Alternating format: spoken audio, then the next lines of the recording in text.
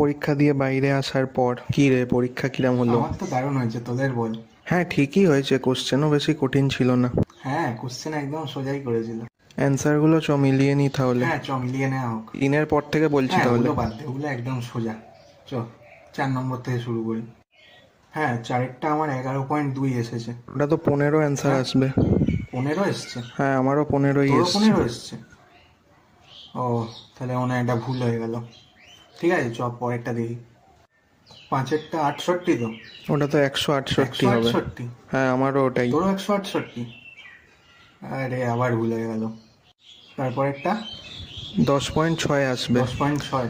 আমি পয়েন্ট আছে বলে 11 করে দিয়েছি। বলছি ওটা 1.6 লিখলে আর হবে না তুই না? কি বলছিস, 1.6 লিখলে কখনো আরে, হয়? শূন্যর তো কোনো ভ্যালু নেই, হবে না। ওটা তাহলে গিয়ে স্যারকে বল।